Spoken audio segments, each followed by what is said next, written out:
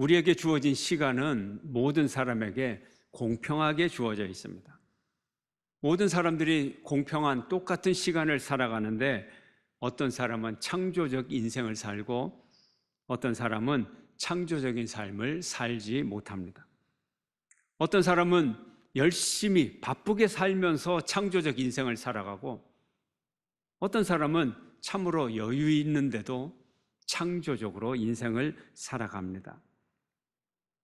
물론 평상시의 모든 삶을, 일상을 창조적인 삶을 살아간다면 아마 이 사람은 천재 내지는 수재일 것입니다. 뛰어난 사람일 것입니다.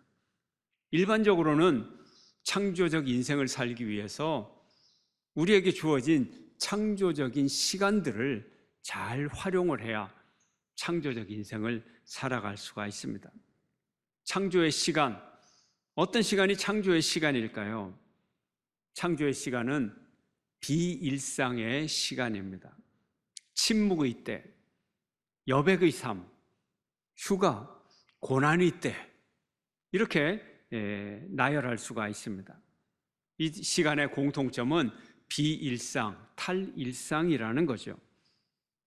비일상이 일상을 성찰하게 해주고 일상을 치유하고 일상을 새롭게 하고 일상을 회복시켜 줄 수 있습니다. 고칠 수 있습니다. 침묵의 시간이 우리의 언어를 교정해주고 회복하게 합니다.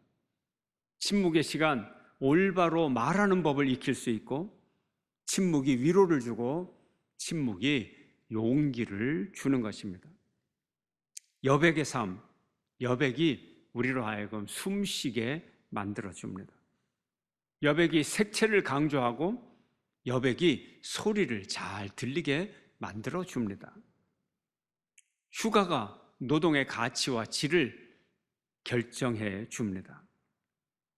고난이 삶의 진실을 찾게 하고 삶을 정화하고 죄악을 교정해 줍니다. 고난이 삶의 참 목적을 발견하게 하고 고난은 삶을 진지하게 여기게 하고 우리의 삶의 시간을 압축하고 농축시켜 주는 것입니다. 오늘 본문 야곱의 11번째 아들 요셉은 형들의 미움을 받고 미디안 상인에게 돈을 받고 종으로 팔리게 됩니다. 애굽에 온 미디안 상인들은 애굽 왕 바로의 신하 친위대장 보디발의 집에 이 요셉을 팔았습니다. 이제 요셉은 깊은 빠져나올 수 없는 깊은 시련의 웅덩이 속에 빠졌습니다. 그런데 그는 하나님의 은혜로 주인의 총애를 받아 집안 살림을 총괄하는 책임자 가정 총무가 되었습니다. 오늘 본문을 우리가 읽어보면 이렇게 시련에 빠진 요셉을 묘사하면서 요셉이 죽도록 고생하였더라, 요셉은 깊은 절망의 구렁텅이에 빠졌더라, 이런 표현을 전혀 우리는 읽어볼 수가 없습니다. 여호와께서 요셉과 함께 하셨다, 그가 형통한 자가 되었다, 이렇게 말씀하십니다. 3절 말씀을 함께 읽어볼까요? 창세기 39장 3절 함께 시작. 그의 주인이 여호와께서 그와 함께 하심을 보며 또 여호와께서 그의 범사에 형통하게 하심을 보았더라. 아멘. 요셉이 주인에게 은혜를 입었고 가정 총무가 되었고 주인의 모든 소유를 위탁받았고 여호와의 복을 받았다라고 기록하고 있습니다. 요셉이 애굽의 종으로 팔려간 이 사건, 시위대장 바로의 집에 팔려간 이 사건, 과연 이것이 요즘 대기업에 공채되어서 들어간 그런 사건인가요? 과연 행복한 시간인가요? 요셉이 보디발 장군의 가정 총무가 된 것이 오늘날로 말하면 신문에 등장하고 꽃다발을 들고 걸어가는 꽃길이 인생이 시작이 된 것인가요? 이 이야기를 요셉의 승승장구 출세 스토리로 우리가 읽을 수 있는 것인가요? 결코 그렇지 않죠. 결코 그렇지 않습니다. 고난이 이렇게 위대한 교정자라면 고난의 때라고 해서 그 고난 극복 그 자체가 궁극적인 목표가 될 수는 없습니다. 오늘날 우리가 우리의 모든 것을 다해서 코로나19를 극복하기만 하면 성공하는 인생이 되고 성공하는 국가가 되고 성공하는 사회가 되고 평탄한 길이 우리 앞에 열리는 것이 결코 아닙니다. 코로나19의 극복이 우리의 삶의 궁극적인 목적이 결코 아닙니다. 삶의 궁극적인 목표를 이루기 위하여 방해물이 되는 코로나19를 반드시 넘어가야 되는 것, 이것이 우리의 과제입니다. 이것이 우리의 목적입니다. 코로나는 잠시 우리의 방해물입니다. 코로나 극복은 많은 장애물 중에 하나입니다. 앞으로도 우리의 역사 속에, 우리 개인의 인생의 속에, 인생의 앞길에 얼마나 많은 시련과 고난들이 찾아오고 방해물들이 찾아올지 모릅니다. 우리는 이 코로나 극복, 19 극복을 통해서 앞으로 다가오는 더 많은 장애물들을 넘어갈 수 있는 힘과 자격과 그리고 능력을 우리는 배양해야 됩니다. 오늘 본문에 보면 아무리 하나님이 요셉을 형통하게 하셔도, 요셉을 하여금 형통한 자가 되었다고 말하여도 정작 요셉에게는 유익이 있습니까? 유익이 없습니다. 그가 아무리 업무를 잘하고 주인의 일을 잘하면 업무 능력은 인정받기는 하지만 그는 여전히 노예입니다. 주님이 그를 통하여 주신 복은 몽땅 주인에게로 돌아갑니다. 오늘 본문 5절을 함께 읽겠습니다. 다 함께 시작. 그가 요셉에게 자기의 집과 그의 모든 소유물을 주관하게 한 때부터 여호와께서 요셉을 위하여 그 애굽 사람의 집에 복음을 내리심으로 여호와의 복이 그의 집과 밭에 있는 모든 소유에 미친지라. 재주는 곰이 부리고 부자는 주인이다. 고난의 근본 원인은, 요셉에게 있어서 고난의 근본 원인은 아무것도 해결되지 않고 있습니다. 종의 신분이 벗겨지지 않고서야 그에게 무슨 행복이 찾아오겠습니까? 주인이 부자가 된들 그에게 무슨 행복이 되겠어요? 요셉이 생각하기를 오로지 나의 종됨, 이것이 내 삶의 근본적인 문제야. 종이 무엇을 하겠어? 나는 속히 해방을 받아야 돼. 이런 생각에 그가 빠지고 여기에 몰두하고 사로잡혀 있으면 그는 절망에 처하게 됩니다. 종이 아무리 일을 열심히 해도, 아무리 돈을 많이 벌어도 자기가 자기 몸값을 지불하지 못하는 것입니다. 보디발이 요셉에게 모든 것을 위탁하고 자기가 먹는 음식 외에는 모든 것을 다 맡기고 간섭하지 아니하였어도 요셉은 여전히 종이요, 여전히 노예인 것입니다. 소유권이 변한 게 아니에요. 신분이 변한 게 아니에요. 이렇게 생각하면 아무것도 의미가 없어지는 거예요. 하나님의 축복도 그 어떤 것도 아무런 의미를 발견할 수가 없어요. 고난은 인생의 과정입니다. 그 다음 단계가 반드시 찾아옵니다.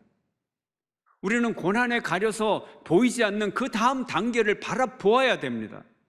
지금 코로나19 극복이 전부인 양, 시각을 오로지 현재에만 집중을 하면 그런 사람들이 있습니다. 당연히 그래야 되는 소명자들이 있습니다. 어떤 분들인가요? 전문 의료인들, 의학 연구자들, 집중해서 해결을 봐야 돼요. 빨리 연구를 많이 해야 돼요. 아주 중요한 시간이에요. 결정적인 시간입니다. 지나가면 다시는 이 기회가 오지 않습니다. 해야 돼요. 그러나 또 다른 사람은 무지 때문에 오로지 코로나19에 집중할 수가 있고, 또 다른 사람은 다른 진실을 감추기 위해서 코로나19에 집중할 수도 있습니다. 고난은 통과 의례입니다. 우리는 우리 인생마다 각 단계마다 풀어야 할 과제가 있고, 그로 인한 고통이 있고 넘어가야 할 고난이 있습니다. 이 과제는 고난을 통과해야, 한 과제를 통과해야 다음 과제에 도착하고, 한 고난을 통과해야 다음 고난을 넘어갈 수가 있습니다. 우리가 건물을 계단을 걸어서 올라갈 때, 엘리베이터를 타고 갈 때라도 4층을 통과하지 않고 5층으로 올라가는 법은 없습니다. 건너뛸 수 없는 인생의 과정, 생략할 수 없는 인생의 과정, 이것이 고난의 과정입니다. 대한민국 남성들에게 군복무는 필수 인생의 과정입니다. 군복무를 힘들어하는 사람들을 보면 대부분 이등병 때부터, 훈련생부터 자기가 제대할 날을 역으로 환산하여서 카운트다운을 시작합니다. 이제 훈련소 들어와서 3일밖에 안 됐는데 지금 내가 제대가 며칠 남았다고 카운트를 시작을 합니다. 그런 사람들이 유난히 군 생활을 힘들어합니다. 그날만 오면, 제대의 날짜만 오면 내 인생의 봄이 될 것이다. 착각이죠. 인생에 뭐가 달라질 수가 있겠습니까? 하지만 우리는 제대의 날짜에 집착할 필요가 없습니다. 일정한 복무 기간이 지나면 제대는 될 것입니다. 다시 사회로 돌아올 겁니다. 가정으로, 학교로 돌아올 겁니다. 직장으로 돌아갈 것입니다. 그러나 어떻게 돌아가느냐, 이것이 더 중요한 것입니다. 어떻게 돌아가느냐, 이것이 중요합니다. 유학 생활을 하면서 유학 생활 때를 돌이켜보면 유학의 학위 취득에 절대적인 목표를 두고 철저하게 목표 지향적으로 살면 성과가 있을 것 같아도 결코 그렇지 않은 모습들을 많이 보았습니다. 어떤 사람은 오로지 박사 학위증 그 종이에 집착하는 사람을 보았어요. 거기에 승인 도장 사인에 집착하는 사람을 봤어요. 그런 사람일수록 목표 성취율이 많이 떨어지는 모습을 보았습니다. 유학생활은 매일매일의 삶이 성취에 대한 질문, 의미에 대한 질문으로 시작되고 끝납니다. 나는 오늘 내 목적을 이루었는가? 오늘 하루의 삶은 의미가 있었는가? 나는 내면적으로 얼마나 많은 성취를 이루었는가? 내면의 지식을 쌓아갑니다. 그런데 문제는 사회적 삶이 전혀 변화가 없습니다. 대리에서 과장되고 부장되고 이런 아무런 변화가 없어요. 호봉이 올라가는 것도 아니에요. 사회적 역할 변화가 있는 것도 아니고 일상의 루틴이 변하는 것도 아니고 똑같은 생활을 5년, 10년을 견뎌야 되는 겁니다. 여기에 의미 질문을 스스로 이겨내야 되는 거예요. 나는 오늘도 성취한 사람인가, 실패한 사람인가? 잘못하면 나는 성공자가 될 수도 있지만 폐인이 될 수도 있다 하는 위기 속에서 도박과도 같은 하루하루를 살아가고 견뎌내야 됩니다. 그래서 어떤 사람은 공부가 전부라고 생각하고 모든 걸 뒤로 다 미룹니다. 결혼도 뒤로 미루고 출산도 뒤로 미루고 다 미루고 이제 30대 중반 이후가 되어서 사회로 다시 돌아옵니다. 그때 놓쳐버린 시간들을 회복하기가 쉽지 않습니다. 그런데 유학 중에도 힘드는 경제생활 중에도 결혼도 하고 출산도 하고 그리고 학업도 하고 그러면 이 사람이 학위를 못 마칠 것 같은데 그런 가정에서는 남자와 여자가 동시에 학위를 마치고 돌아오는 그런 케이스가 훨씬 많습니다. 여기서 우리가 무엇을 봐야 되나요? 현실의 어려움과 고통과 고난과 장애와 과제들이 과정이라는 거예요. 그 다음 단계를 준비해야 되는 거예요. 우리가 살아가면서 이런 일 저런 일 다 겪는 거예요.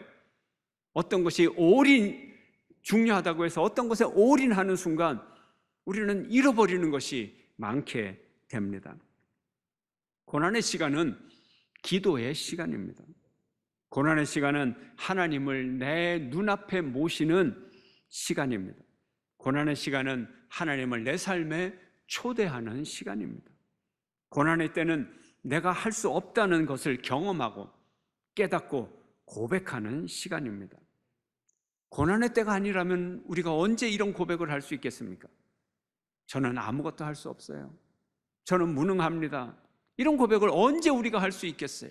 교만한 인간의 본성을 가지고는 쉽게 고백할 수 없는 고백인 것입니다. 요셉의 삶에서 절대 무능, 절대적 수동태, 그것을 드디어 그는 경험하기 시작했습니다. 미디안 상인에게 팔리고 보디발 장군에게 팔리고 보디발 장군의 부인의 꼬임에 빠져들어가고 음모에 빠지고 오해를 받고 감옥에 갇히고 스스로 할 수 있는 일은 하나도 없습니다. 그의 목소리를 들어주는 사람도 없습니다. 아무것도 스스로는 할 수 없습니다. 하나님이 해주셔야 됩니다. 기도할 수밖에 없습니다. 시편 62편은 우리에게 말합니다. 함께 읽겠습니다. 시작. 나의 영혼이 잠잠히 하나님만 바라며 나의 구원이 그에게서 나오는도다. 우리가 잠잠히, 내가 발버둥 친다고 될 일이 아니에요. 잠잠히 하나님만 바라고 절대 수동태, 절대적 무능을 경험하면서 하나님 앞에 나가는 저와 여러분 되시기를 주의 이름으로 축원합니다. 하나님은 노예로 팔린 요셉과 함께 하셔서 요셉이 하는 일마다 형통케 하시고 요셉의 관리 아래 보디발의 집이 번영하게 해주셨어요. 보디발은 처음에는 유능하고 성실한 요셉의 인간적 모습을 바라보았지만 점차 요셉의 모습을 바라보면서 그와 함께 일하시는 하나님을 발견하게 되고 하나님의 그 축복이 하나님이 주시는 축복이라는 것을 깨닫게 되었습니다. 그와 함께하는 하나님의 모습을 보게 되었습니다. 우리가 인간적 고난의 상황에서 인간적인 노력도 중요하지만 그보다 더 중요한 것은 하나님과 동행하는 것입니다. 하나님과 동행하는 여러분 되시기를 축원합니다. 우리가 하나님과 동행하면 하나님이 우리와 함께 하십니다. 그것이 보여집니다. 우리가 하나님과 함께 하는지 함께 하지 않는지 하나님을 믿지 않는 불신자들도 그것을 깨닫게 됩니다. 믿지 않는 사람들도 알 수 있게 됩니다. 하나님이 우리와 함께 하신다. 임마누엘 하나님을 모시고 살아가는 자에게는 하나님의 형상이 나타나는 거예요. 이마고데이, 하나님의 형상이 나타납니다. 그를 바라보면 하나님을 알게 돼요. 하나님의 권세가 나타나는 하나님의 형상, 하나님의 능력이 나타나는 하나님의 형상, 하나님의 영광이 나타나는 하나님의 형상이 되는 것입니다. 여기서 나타난 우리는 하나님의 형상으로 살아야 됩니다. 이것이 모든 성도의 과제입니다.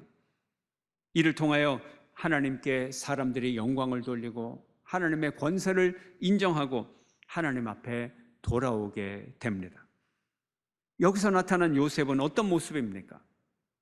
똑똑하고 사랑스럽고 겸손하고 부지런하고 능력 있고 아름답고 하나님의 능력이 함께하는 젊은이, 이 모습으로 나타납니다. 종의 모습이 아닌 사회의 모범생으로서 촉망받는 젊은이의 모습으로 나타납니다. 하나님은 요셉을 위하여 애굽 사람의 집에 복을 내렸다고 말씀하십니다. 요셉을 위하여 요셉이 자기가 받은 복을 나누어 주었습니다. 요셉은 하나님의 축복의 통로였습니다. 그는 스스로 복을 주는 자는 아니지만 요셉으로 인하여 보디발이 복을 받았습니다. 아브라함의 축복이 요셉에게 임했습니다. 너는 복의 근원이 될지라.